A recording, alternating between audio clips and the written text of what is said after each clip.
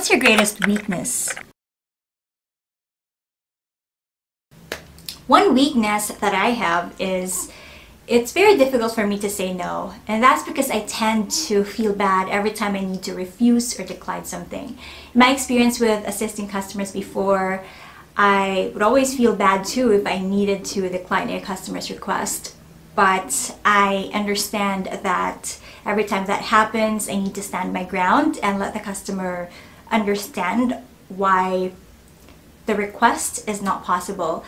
I'm aware of that weakness, so what I usually do to overcome or deal with it is to make sure that before my shift or before I speak with customers, I already have prepared my positive scriptings and statements so that when the time comes and I need to deliver a bad news or say no, I'd be able to say it appropriately and be able to explain to the customer exactly why we cannot fulfill the request.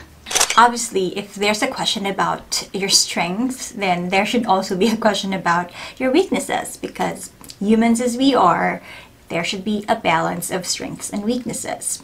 I have a lot of videos about this, but really what I always say is that choose one weakness that you know you can turn into a positive one, and you know that you already have overcome and you know how to deal with. So don't choose something that's a deal breaker, such as my weakness is that I always wake up late, so I always go to work late. Well, although that sounds like a weakness, it's actually not. It's actually like a behavior, negative behavior that you should avoid doing if you want to get hired or even if you want to really stay long in a company. So choose something that you know you can explain very well. In the example that I provided earlier, I mentioned that it's difficult for me to say no, and then I explained what I am doing to overcome it or to deal with it.